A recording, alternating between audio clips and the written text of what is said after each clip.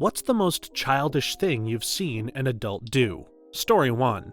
A friend who was pushing 40 had never paid a bill before. She had gone from living with her parents to living in a dorm to living with her parents again until she got married. Then she got divorced and was living on her own for the first time. Got a text from her asking if my power was out too. Then she realized it was just her. Her excuse was she never paid attention to the bills because she thought they were just receipts and that the cost was included in her rent. Her water was cut off a couple of weeks later, and we had to talk about that too. I'm afraid this is about to happen to my brother-in-law's soon-to-be wife. Not that they'll get divorced, but she's 33 and has never lived on her own. She's just lived with her parents her entire life, including the short time that she was in college. She and my brother-in-law are planning to marry and move her into his place next year. They got engaged earlier this year. For their engagement, she picked out a $15,000 ring and couldn't wrap her head around why brother-in-law freaked out about it. She genuinely had no concept of how much money that is, nor any concept of what an insurance policy for jewelry looks like or why it would be necessary for such a purchase. Her current plans for the wedding include 450 guests, and she can't understand why that's not affordable. Blows me away. I know living together before marriage has only become the norm over the last few decades, but how do you decide to marry someone who you have no living together experience with? I completely agree. Had I not lived with my ex, I probably would have married him and then gone through a nasty divorce. Living with my ex really paved the way for the relationship I have now with my significant other. Further than that though, I don't understand how people can live with their parents into their 30s and still have no concept of finances. I moved out on my own at 21, so I got the knowledge and experience firsthand. But if I had stayed at home, then my parents would have had me helping with bills because they wouldn't have wanted me to be blindsided by the way finances work. I just can't wrap my mind around grown-ass adults who have a complete lack of financial literacy. Also, abuse. My siblings and I grew up in an abusive home. My dad is a narc and was extremely controlling. His physical abuse stopped eventually, but verbal, emotional, mental, and financial abuse is still there. I got lucky and moved out at 18. My older brother was kicked out when he was 17. My younger bro is the golden child, and my sister is unfortunately the scapegoat. But my dad has financially abused her to the point that she has no real concept of life skills. I've been helping her for years. She's 25 now, and she's barely able to start getting it together to leave, which has to be in secret. She has her own car, and when she finally got her own car insurance, he hit the roof. There are reasons for people having no life skills. Most times it's because of coddling, but sometimes it's due to abuse. It breaks my heart that on some level people do understand this, whether by personal experience or just a basic understanding. Screw crappy parents who screw their kids up. They ain't the ones dealing with the mess. Also, if you are in an abusive relationship, please reach out and ask for help. There are so many resources out there. Please don't stay in it. Doesn't matter if the abuse is from a partner or a parent. It's never okay, and you deserve better no matter what they tell you. Story 2. I have many great stories about my former college roommate. Two of my favorites are, she wanted to make pasta. She put a pot on the stove and poured the noodles in, no water in the pot, turned on the stove. After a while, she asked me, how come these aren't getting soft like when my mom makes them? She made brownies from a box. The box instructions say, grease the bottom of an 8x8 pan before putting in the brownie batter. You bet your ass this bitch picked up the 8x8 pan, flipped it over, greased the bottom of it, and then flipped it back over and poured in the brownie batter. I'm totally the kind of person who'd do the second one. I have trouble following directions because my brain thinks of like 7 different ways to interpret one sentence, which somehow everyone else understands but I, and I end up choosing the wrong one, and everyone thinks I'm an idiot. I am an idiot. I'd read that and think, which bottom? Underneath bottom or inside bottom? Better do underneath bottom just to be safe. But in this brownie situation, if you give it even a little thought, why would there be any reason at all to grease the outside bottom of the pan where no brownie batter will touch? To prevent the bottom of the pan from sticking to the oven rack? See, that's what I mean when I say my brain thinks of 10 million different possibilities instead of the most obvious one. Because I totally think, well, the directions wouldn't tell me to do that unless there was a good reason to, so therefore it must be to prevent the pan from sticking to the oven rack. Story 3. Had a guy constantly asking what time it is. By the 6th time I said, "Bro, there's a clock right there." He said, "I don't know how to read it." Grown-ass man. A couple of weeks later on Facebook, someone shared a picture of cursive writing he made fun of the people who couldn't read it. I posted a picture of a clock and said, "What time does this say?" He blocked me. This is something I kind of worry about. Are children even taught to read analog clocks anymore? I learned how to read a clock/watch in elementary school, same with writing in cursive, but I get the feeling that's no longer the case. I'm 22 and from Europe, and we definitely learned how to read analog. I had to relearn it 3 times, and I still always forget how to read it, so eventually I gave up. Don't know why my brain works like this, but I guess there are people out there who are just like me, so I'm not judging, as long as they can read at least digitally. I had to teach myself how to read a clock as an adult. We covered it extremely briefly in class when I was like 7, and then I never had much need for it. When I reached an age where I started to care about the time, the clock in my parents' home was digital, and they wore watches,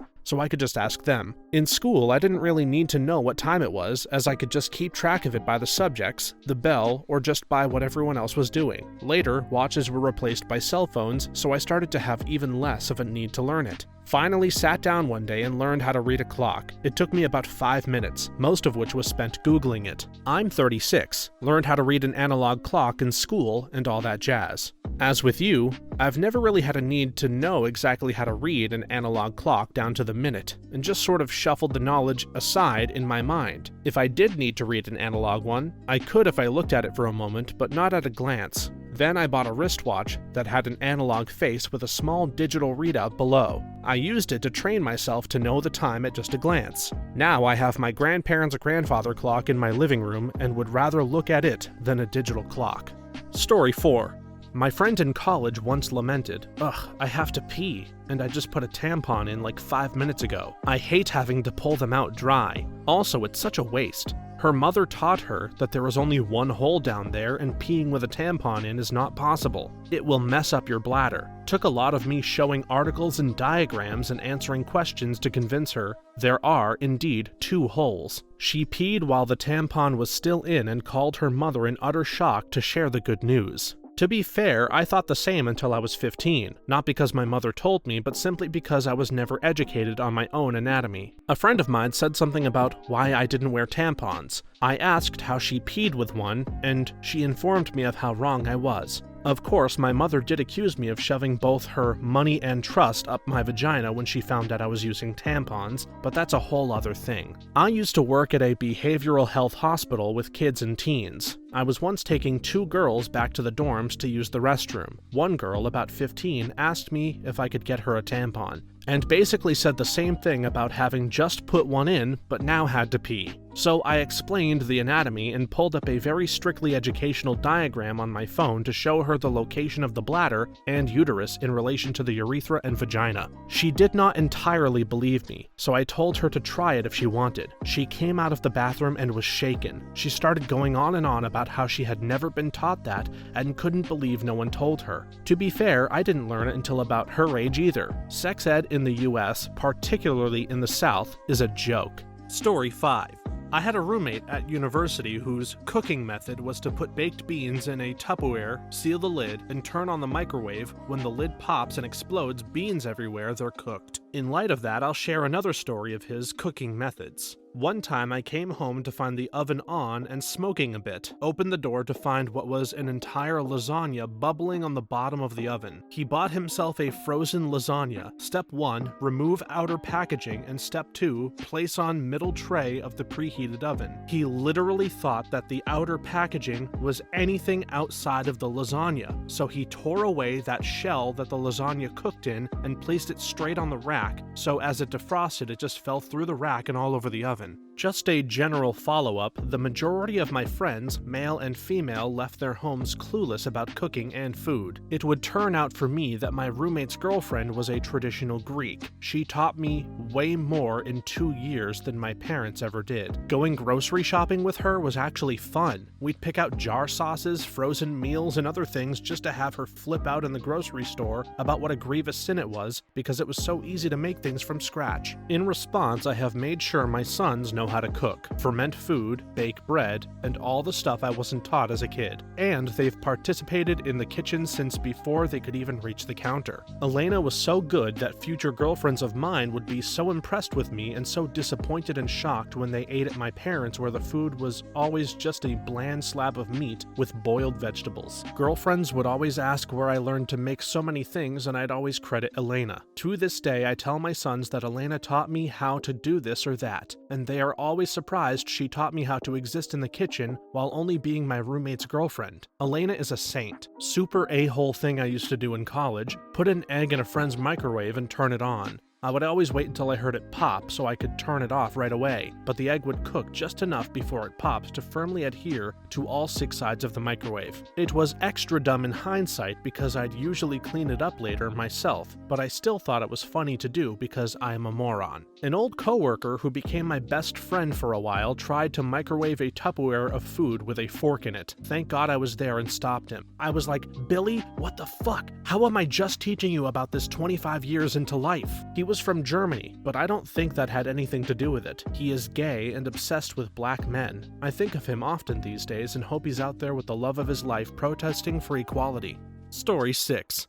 I remember when I first started dating my now husband. I was hanging out at his apartment, waiting for him to get out of work. His place was a bit messy, so I decided I'd tidy up for him a bit. Fast forward to the next morning, and he comes in a little shocked. "Why would you load the dishwasher like that?" I had never had a dishwasher before in my life. We're talking cups facing up, big-ass pans shoved in, the whole 9 yards. Thank God he stuck with me. That's actually hilarious and kind of wholesome. If you never had one, you would never know. I had a college roommate who would just throw stuff in, but she did have one growing up. She was just lazy. I never had a dishwasher until I moved in with my husband. He's had one his whole life, but his mom loaded it most of the time. Wanting to do it right, I read the manual. Consequently, he's terrible at loading the dishwasher, and it's become my job while he's in charge of unloading it. I take a weird sort of pleasure in getting the most efficient placement possible. The dorm I lived in didn't have a dishwasher, and all of us had grown up in houses that had one. I distinctly remember the 4 of us staring at the mountain of dishes in the sink, talking about how much we had hated having to load and run the dishwasher at home, but how much we would kill for one now.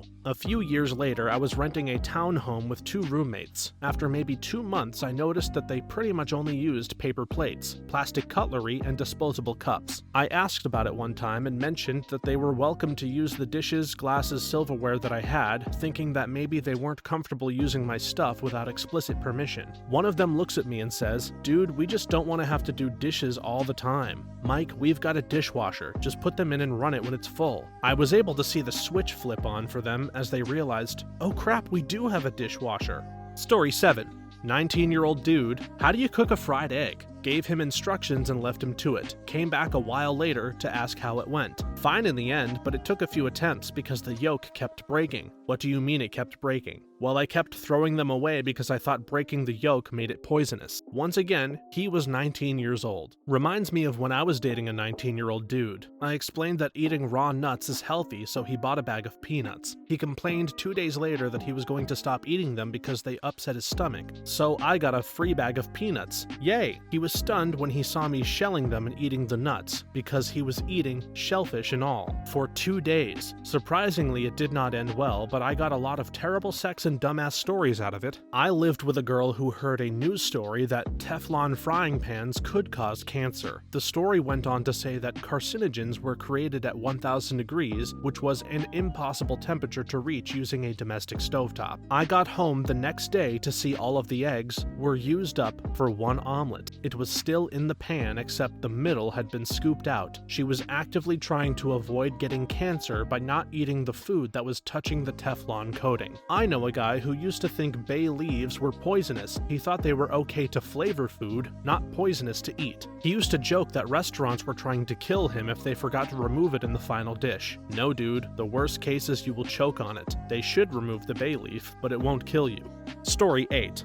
I work as an EMT for a private company, so we mostly deal with nursing homes and the elderly. One day, when I was about 6 to 8 months in, I got assigned a partner who was in my orientation class. He was a little older than me at the time, in his mid-20s, but he seemed a little childish. Maybe he's just sheltered, I think to myself. Anyway, we got a patient I've had a few times before. She was a sweet little old lady with COPD and CHF living at assisted living. The call was for pneumonia. She's prone to this stuff, so it wasn't a huge deal. Slap her on oxygen and keep her sitting up until we get her to the hospital. The first red flag, though, was this kid didn't know anything. He didn't know how to take blood pressure. He couldn't find the medical history or medication on the paperwork, which is clearly labeled. He didn't even push the stretcher. He just walked next to it with a hand on it. When I asked him about all of that, he said, "My partners usually do that for me." So I put her on an oxygen mask and sat her all the way up, mildly agitated. I tell myself it's just one shift with this. He's in the back with her, and I tell him to just switch the oxygen from the bag, which is a small tank, to the main tank, which is huge, because with the amount of oxygen we're giving her, the bag will run out not even halfway before the hospital. It's about 25 minutes, which normally wouldn't be a huge deal, but when we pull up to the hospital and I open the back doors, I'm shaking. The oxygen mask is not inflated, meaning she isn't getting oxygen. She's pale as hell, and I can literally see her accessory muscles moving, struggling to breathe, and this kid was sitting behind her with a clueless half smile on his face, looked at me and said, "The main tank is broken," so I left her on the bag. This woman, who needs oxygen without pneumonia, was barely breathing for at least 15 minutes, and this idiot didn't even check. We took her to the hospital. I asked him to find an oxygen tank while explaining to this woman's daughter what was happening. He says he doesn't know where to look. I found it and told him to talk to the daughter. When it's all said and done, I checked to see what's broken. He didn't turn on the tank. Similar incident, my partner had called out and they threw me on a truck with a rando. I gave the bus a once-over but didn't check the bags that have the O2 because they were giving us a call. PT and respiratory distress and not doing great. Her O2 sat was in the trash. I told my partner to get me a non-breather mask and put it all the way up, and he said, "Yeah, okay, I'm just gonna run down the ambulance." Oh, what? The bus was 5 stories and a maze of hallways away. I asked, "Why does she need O2? He said the tank was empty. Mind you, this is our first call. It should have been full. Screw it. Forget it. We'll just get her down to the truck and put her on there." We do, and I tell him to change the tank and make our way over to the closest hospital because she's in bad shape. When we arrive, I open the doors and the tank isn't changed. He wants to go in without O2. I say hell no, cause that just looks bad for starters. He then said, "Hold on," and started changing the tank, taking a good 3 minutes to do so when he had plenty of time during the ride. The patient still is breathing badly the whole time. We drop her off to the waiting doctor and we get back to the bus, and despite my annoyance, I politely explained that it's incredibly important to leave the base fully stocked as to always check the O2. The exchange follows. "Oh, I did check it. So why was it empty?" "Well, there was enough for someone on a nasal cannula." "How did you know that would be our first call and not perhaps the one we just had?" Silence. "Yeah, just check your tanks, man." Story 9. Worked at an on-campus store that sold a lot of essentials for students living in dorms. I had one girl ask me what laundry detergent was because she never did laundry. She asked if I could help her do laundry, but I declined as I couldn't leave the register, which of course she was mad about. "Sorry, I have to actually do my job, lady." In a weird way, I am jealous of those people. I've done crap like that since I was physically able to do it, and I can honestly say they haven't missed much. I appreciate how, hopefully, it shaped me into a better person, but come on, it's boring. I can understand. I was definitely envious of them because it was obvious they came from money, whereas I was working 2 part-time jobs while going to college. But sadly, they were also the type of girls who only went to college because everyone else did, and more than likely would just try and find someone who'd marry them, only to be further pampered. I recall having a lab partner who was in a sorority and didn't know how to do laundry or cook. They paid people to do that for them. I asked her if she was interested in at least learning how to do it in the future. She replied back saying, "That's silly. I'm going to marry someone with money where I'd just hire someone to do it for me." I had no response to that since I clearly could not relate. I worked my butt off at my crappy grocery store jobs, but I still didn't really know how to do laundry. My mom always wanted it all done a certain way, so she did it herself. I just kind of trial and error picked up how to do laundry when I was fully on my own. I never cooked much either because my parents did it, and whenever I tried, teased me about it. So I trial and errored that too. I learned about better cooking from my boyfriend only about 7 years ago ago, but I still don't have cooking intuition and need to follow directions. Just saying that you can be clueless about something and still be the working type. Story 10. I had a friend who I noticed took Mucinex a lot. I've used it occasionally when I've been congested, but it seemed abnormal how often I saw him taking it. I finally asked him why he was taking it one time because he didn't seem sick at all, and he looked puzzled and said, "Well, I think I am getting sick." I further pressed and he said, "Because it's an expectorant." It turns out he thought you take an expectorant when you are expecting to get sick. Fun fact, women with hostile cervical mucus take Mucinex before, during, and after their fertile period to help thin it so the sperm can move along more easily. Maybe he was trying to get pregnant. I have to take that crap and Benadryl twice a day. My allergies are so horrible that if I don't, I can't do anything strenuous. The worst crap is that I got something for every occasion. Winter outdoors, evergreens. Winter indoors, dust and popular firewoods. Summer, flowers, molds, grasses, you name it. I can't touch it. Story 11. This is going to sound weird, but manage a budget, or just in general being money smart. One of my old roommates was really bright academically, but he was quite terrible with money. Each semester he would start off with a pile of cash from his parents and proceed to blow through it in about 2 months. I first noticed it with his dining dollars on campus. Every day it seemed like he would buy the most expensive sushi option on campus every day. We're talking maybe $18, which isn't terrible if it's once in a while, but this was every day. It's also college dining hall sushi, so the quality was also just okay without even considering the money spent. Of course, around midterms, when his dining dollars would run out and he'd sort of panic and whine that he couldn't afford anything, but what was so strange is that when he would start to run low, he'd sort of laugh about not knowing any way we could avoid going broke while continuing to buy only the most expensive option. But he'd also get really defensive when people wanted to talk to him about this. Eventually, when he moved off campus, it was the same thing. For the first 2 months he'd feast, he'd get delivery constantly, ordering just way too much food, and of course, he'd never share it. But then once he'd nearly run out of cash, he'd buy like an emergency 50-pack of hot dogs and only eat that for the rest of the semester, while telling everyone else that they were lucky they had money to spend and how not everyone had it so easy when it comes to money. He'd never directly say it, but there were always a lot of implied insults. My mom is doing this now as a 57-year-old woman. Her alimony ran out, and after 10 years of receiving a rough total of $750,000, she had nothing left to show for it. Her alimony was initially supplemented by her teaching salary, but she had chronic pain, went on disability, got hooked on painkillers, lost her disability, and is now on Social Security. Her alimony ran out last January, and a couple of months later she moved out of her nice apartment after realizing way too late that she couldn't afford it anymore. So I moved her states away to live with a friend who offered to put her up for a few months. A few months later, she moved in with my sister, who is insane. 3 weeks later, my brother and I moved her states away again to live with a different friend. Throughout this whole period, she's borrowing money from friends to pay her bills because I guess she's still spending way too much money. In March, she finally moved into a place where she's paying rent. She has asked my brother and me for money about 5 times since then, and every time there's another reason why it isn't her fault. We won't give her a dime. My sister has paid her some, but that's a different thing because she owes my mom about $40,000. A story for another time. This past month, she told my brother and me she needed $200 on her cell phone plan or it would shut down. Okay, well, you got your Social Security check 2 weeks ago, right? Then you paid X amount in rent. Where'd the other $600 go? Well, groceries, and I had no summer clothes, so I bought some. I didn't see a receipt, but from her description, it had to be at least $300 worth. Well, there's your answer. You chose clothes over a cell phone bill. This is a consequence, Mom. You need to learn how to budget. This is so humiliating. I can't believe you're talking down to me like this. Well, we can't believe you still can't budget for some reason and feel like you're entitled to your son's money when we're both still in grad school. So yeah, we've had that conversation like 5 times now. It's a lot of fun. Okay, thanks for letting me vent. Sorry, this really got away from me. Story 12.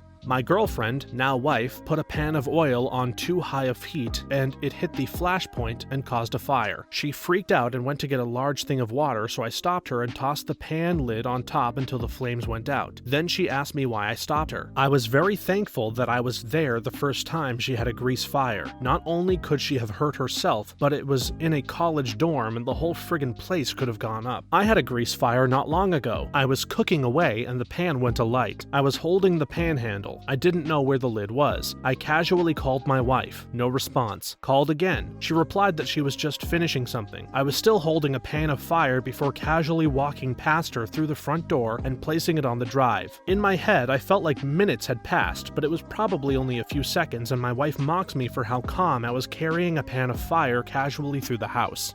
Story 13. One of my roommates in college would go through plastic spatulas like crazy. She'd melt them and wouldn't say anything about it. She'd only tell me when I'd go to use it and wonder why it was messed up. She'd always say it was due to the spatula being made of cheap plastic. No, I finally caught her one day. She'd be cooking something and would walk away, leaving the plastic spatula in the pan while it was still on. One of my roommates does the exact same thing. All of our spatulas are melted at the bottom. We also have a hand towel in the kitchen for drying hands off, and I once saw her wipe up a bunch of queso with it and put it right back on the hook. I said, "Why did you do that? Now it's covered in cheese." And she said, "Is that not what these are for?" Story 14. I have a couple. I once had my ex's parents coming over and needed some help cleaning the house up to get ready for their arrival. I asked my ex to clean the bathroom for me whilst I cleaned the kitchen and left him to it. I went in about half an hour later and the bathroom was somehow dirtier, but the ex was sitting on the couch chilling. And when I asked him why he hadn't cleaned the bathroom, he looked at me all confused and said that he had. I asked him to come in and pointed out all of the soap scum everywhere and how it was clearly not clean. He reiterated that he'd cleaned it, and I asked him to show me how. He proceeded to pick up a bar of soap, lather up his hands real good, and just rub everything. He didn't even rinse it after, just rubbed everything with soapy hands, and couldn't understand why I was staring at him open-mouthed. Same guy a few months later. I asked him to mash some potatoes that I'd boiled whilst I plated up dinner. He very literally did so without draining out the water. Again, he didn't think what he'd done was in any way wrong, despite the weird texture and look of the potatoes. Story 15.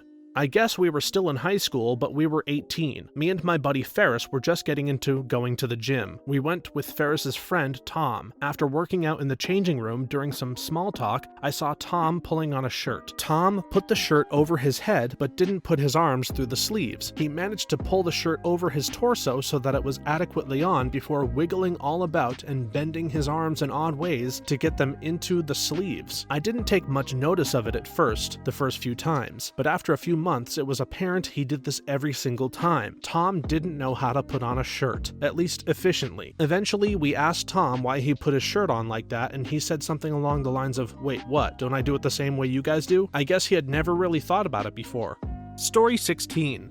I was a drill sergeant in the US Army. The first time you have to show an adult man how to shave is a little shocking. The worst one was the 24-year-old male who didn't know how to tie his boots. He had gotten through reception and pickup day by tightly lacing his boots and tucking the laces in. As they would loosen up throughout the day, he would just pull them tight again. The first Sunday, I noticed his boots were barely staying on as he was marching back from dinner. I asked him what was wrong with them, as it's common for privates to have the wrong size boots when they get to us. He didn't know how to tie them at all, not a single knot. I spent an hour showing him how I tie my boots and different techniques if he gets hot spots or blisters. Then I assigned his bunkmate the task of making sure they were tied correctly when he left the bay. I kind of understood it. He came from a super poor neighborhood and a single mom who worked all the time. He didn't have a lot of positive influences before joining the army. I was a little worried about his comprehension skills since basic rifle marksmanship is kind of intense and takes some focus.